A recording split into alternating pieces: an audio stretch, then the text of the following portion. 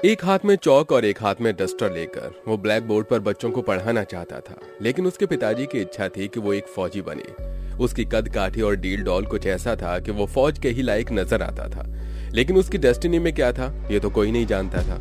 एक बार अपराध के रास्ते पर उसने चलना शुरू किया तो फिर पीछे मुड़कर नहीं देखा। वो दाऊद इब्राहिम का फैन था और उसको ही कॉपी किया करता था। जेल में रहकर दाऊद इब्राहिम की लाइफ स्टोरी को पढ़ता था। पुलिस से एनकाउंटर हो या फिर दुश्मन से गैंगवार, वो अपने हथियार के साथ साथ अपनी सिक्योरिटी का भी ध्यान रखता था। बुलेट प्रूफ जैकेट जरूर पहनता था। सिर पर टोपी, बदन पर लेदर की जैकेट और आंखों में काला चश्मा उसकी पहचान बन चुका था। अगर आप लोग अभी भी नहीं समझ पाए हैं तो आपको बता दें कि हम बात कर रहे हैं गैंगस्टर आनंद पाल की। आज हम जानेंगे इस खतरनाक गैंगस्टर की लाइफ के कुछ इंटरेस्टिंग फैक्ट। गैंगस्टर आनंद पाल के ऊपर लूट, वसूली, मर्डर, गैंगवार के अलावा 24 मामले दर्ज थे। फिर भी राजपूत समाज उसे अपना मसीहा मानता था।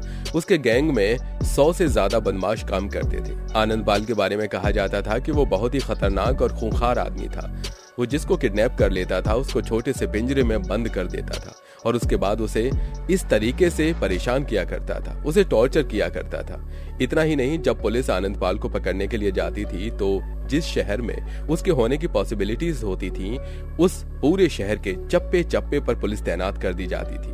आनंद पाल के पास इतने खतरनाक हथियार होते थे कि उन हथियारों के सामने टिके रहने के लिए पुलिस वालों को भी स्पेशल ट्रेनिंग दी जाती थी। उसकी किस्मत इतनी अच्छी थी कि पुलिस उसे बार बार पकड़कर जेल में डालती थी और वो हर बार जेल ब्रेक करके भाग जाता था। राजस्थान के नंबर 1 गैंगस्टर की कहानी यहाँ के नागौर जिले से शुरू होती है। आनंद पाल रावड़ा राजपूत समाज से आता था। 31 मई साल 1975 को राजस्थान के नागौर जिले की लाड़नू तहसील के अंतर्गत आने वाले सांवराद गांव में उसका जन्म हुआ था। उनके पिता हुकुम सिंह चौहान और माता निर्मल कंवर थी। बचपन से आनंद पाल पढ़ाई लिखाई में काफी अच्छा था। आगे कॉलेज की पढ़ाई कंप्लीट करने के बाद उसने टीचर बनने के लिए बीएड की ट्रेनिंग भी ली थी। बीएड की ट्रेनिंग लेने के बाद उसने टीचर बनकर बच्चों को पढ़ाने का काम करना था, लेकिन यहीं से उसका माइंड डाइवर्ट हो गया और उसने सोचा कि मैं नेता बन जाता हूं। लेकिन राजनीति में आने के इस फितूर ने उसके कदमों को कब जुर्म के रास्ते पर आगे बढ़ाने के लिए मजबूर कर दिया, ये उसे खुद भी पता नहीं चला। लेकिन आनंद पाल जब जुर्म की दुनिया में आया तो उसने अपना एक अलग ही स्टाइल अपनाया और उसी स्टाइल को फॉलो करते हुए वो बाकायदा फोटो क्लिक करता और उसे अपने फेसबुक पेज पर अपलोड भी किया करता था। आज के डिजिटल एज में गैंगस्टर की अपनी फैन फॉलोइंग होती है और अपने फैंस को वो अपनी तस्वीरों और अपने कारनामों के साथ साथ हथियारों के साथ भी अपनी तस्वीरें पोस्ट करने से पीछे नहीं हटते।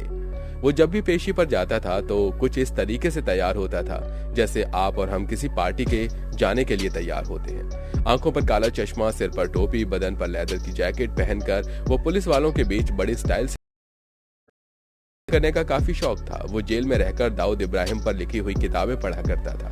दाऊद इब्राहिम की तरह अपने आप को प्रोजेक्ट किया करता था और चश्मा लगाने का शौक भी उसको दाऊद इब्राहिम की चश्मे वाली तस्वीरें देखकर हुआ। आनंद पाल पुलिस वालों के बीच फर्राटेदार अंग्रेजी बोला करता था। उसने कानून की भी पढ़ाई की थी। जुर्म की दुनिया में वो अपनी गहरी घुसपैठ बनाने में कामयाब रहा था। साल 2000 में पंचायत समिति के चुनाव हुए। आनंद पाल ने ये चुनाव लड़ा और वो जीत भी गया। इसके बाद गांव में पंचायत समिति के प्रधान पद के लिए चुनाव हुए।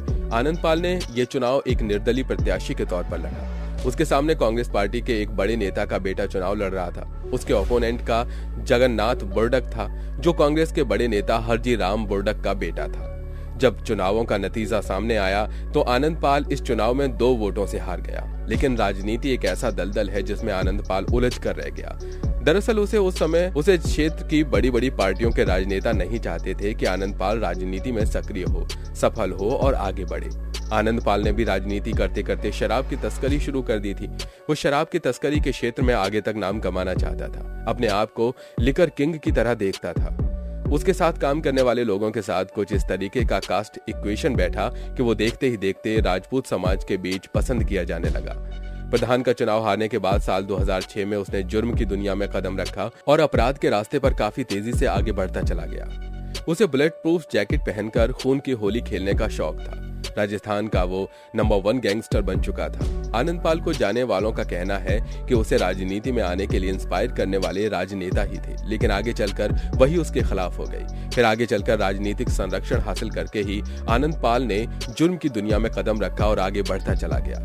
इसके बाद साल 1992 में जब आनंदपाल की शादी का मौका आया तो गांव के दबंगों ने दूल्हा बने आनंदपाल को गांव के ही दबंगों ने परेशान किया। उसके पिता को धमकी दी। दरअसल सरवरधा गांव से आनंदपाल की बारात निकलनी थी। सामान्य दूल्हों की तरह आनंदपाल भी अपनी शादी में घोड़ी पर बैठकर अपनी बारात निकालना चाहता था, लेकिन गांव के कुछ दबंग लोग नहीं चाहते थे कि वो उन लोगों के सामने घोड़ी पर बैठकर अपनी बारात लेकर जाए।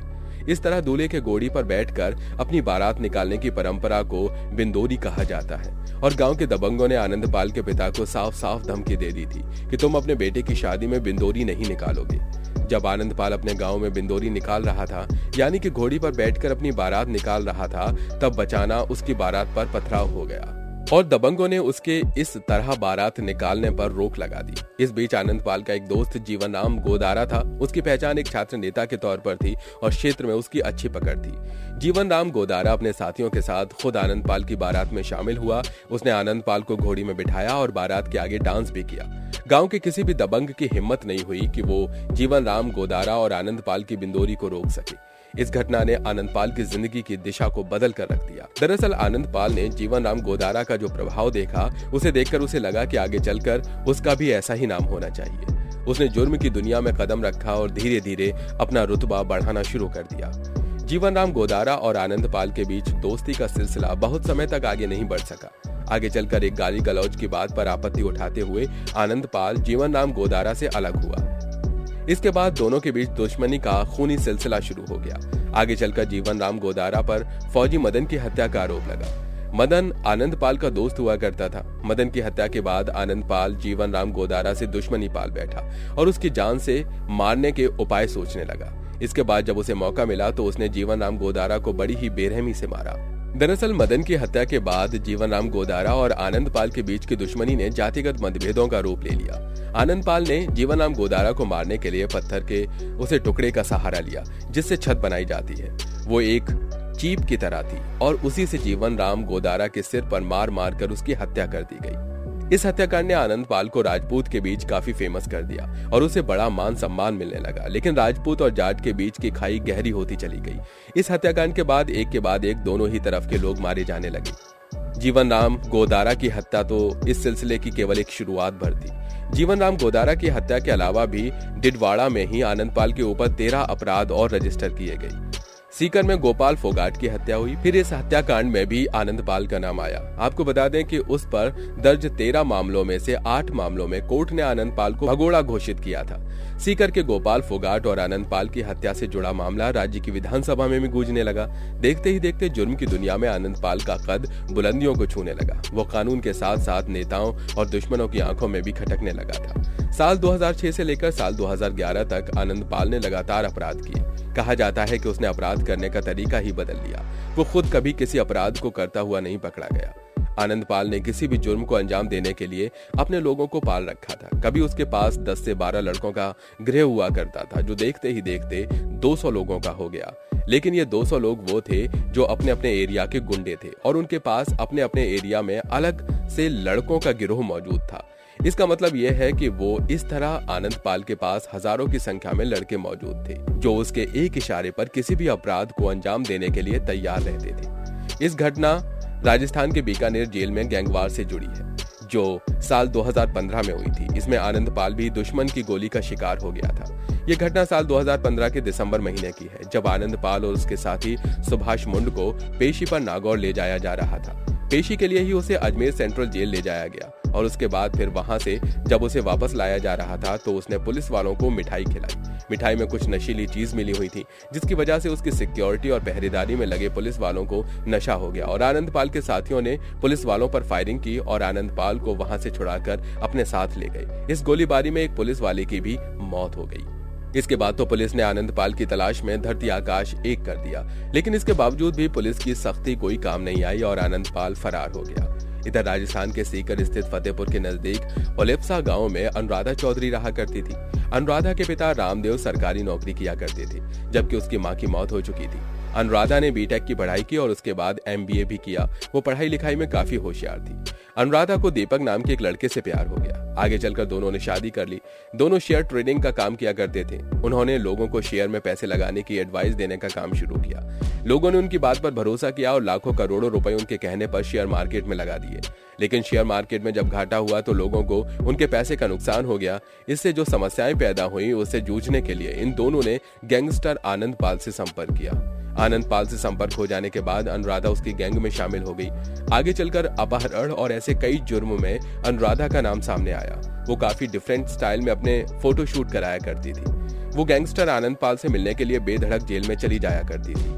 आगे चलकर इस आनंद पाल की गर्लफ्रेंड के तौर पर पहचाना जाने लगा। अनुराधा चौधरी के साथ अब आनंद पाल का नाम जुड़ गया था। दोस्तों, आपके दिमाग में ये सवाल जरूर उठ रहा होगा कि इतना शातिर और खतरनाक होने के बावजूद आखिर आनंद पाल का एनकाउंटर कैसे हुआ। तो इस सवाल का जवाब जानने से पहले हमारे जिन साथियों ने अभी तक चैनल को सब्सक्राइब नहीं किया है वो सब्सक्रिप्शन का बटन दबाकर नोटिफिकेशन बेल को जरूर ऑन कर लें, ताकि हमारे आने वाली वीडियोज आप बिना किसी रुकावट के देख पाएं। ये साल 2017 के जून महीने की 24 तारीख थी। वो रात अमावस की रात थी। रतनगढ़ तहसील का मालासर गांव रात के वक्त एक भयानक घटना का गवाह बनने जा रहा था। गांव में श्रवण कुमार नाम की एक व्यक्ति का घर था। उस घर में कुछ लोगों ने डेरा डाला हुआ था। रात के वक्त लोग अपने अपने घरों में कामकाज निपटाकर सोने की तैयारी कर रहे थे और कुछ तो सपनों की दुनिया में सैर कर रहे थे। इधर पुलिस प्रशासन श्रवण कुमार के घर को अपनी पूरी टीम के साथ दबे पांव घेरता जा रहा था। पुलिस और एसओजी की गाड़ियों के काफिले ने मकान के चारों तरफ को घेरा डाल दिया था। एसओजी टीम के आईजी दिनेश कुमार अपनी पूरी टीम को ऑपरेशन के लिए डायरेक्शन दे रहे थे। उन्होंने माइक अपने हाथ में लिया और चौंगे पर बोलना शुरू किया। आनंद पाल को सरेंडर करने के लिए कहा, लेकिन आनंद पाल ने पुलिस टीम की अपील का जवाब अपनी गोली से दिया। इसके बदले में दूसरी तरफ से भी गोलियां चलने लगी। रात के सन्नाटे को चीरती हुई गोलियों की ये आवाजें जब गांव वालों के कानों तक भी पहुंची तो जो सोने की तैयारी कर रहे थे वो अलर्ट हो गए। जो सो चुके थे वो भी उठकर आंखें मिचमिचाते हुए घर से बाहर निकल आए कि आखिर हुआ क्या है। उन्होंने देखा तो एक घर के सामने पुलिस की टीम मौजूद थी और दोनों तरफ से गोलियां चल रही थी। अब ये बात स्पष्ट रूप से सामने आ चुकी थी कि घर में कुख्यात गैंगस्टर आनंद पाल मौजूद है और पुलिस उसे हर कीमत पर अरेस्ट करने या उसका एनकाउंटर करने के इरादे से आई है। थोड़ी ही देर में पुलिस पार्टी की कोशिश रंग लाई और गैंगस्टर आनंद पाल परलोक सिधार गया। तो इस तरह आनंद पाल की क्रिमिनल स्टोरी का दी एंड हुआ। लेकिन अभी भी एक सवाल बचा हुआ था और वो ये कि आनंद पाल शातिर बदमाश था, काफी ताकतवर भी था। तब सवाल ये उठता है कि उसकी एग्जिट लोकेशन का इनपुट पुलिस तक कैसे पहुंच गया। सवाल तो बराबर बनता है ना भाई। तो अब चलिए इस सवाल का जवाब भी जान लेते हैं। आनंद पाल राजस्थान का नंबर 1 गैंगस्टर था, जिसके ऊपर हत्या, लूट, डकैती जैसे 24 खतरनाक अपराध दर्ज थे। राजपूत समुदाय के लोगों के बीच उसका काफी मान सम्मान हुआ करता था। 3 सितंबर साल 2002 को आनंद पाल को नागौर जिले के डिडवाना कोर्ट में पेशी के लिए ले जाया जा रहा था। इस समय आनंद पाल का छोटा भाई विक्की अपने कुछ साथियों के साथ वहां पहुंच गए।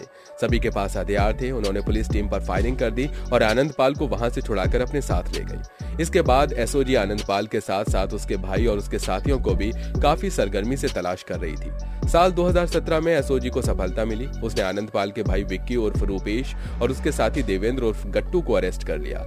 एसओजी टीम ने दोनों से काफी सख्ती से पूछताछ की, लेकिन फिर भी वो लोग नहीं टूटे। इसके बाद पुलिस में फाइनली उन दोनों को उनका एनकाउंटर कर देने की धमकी दी।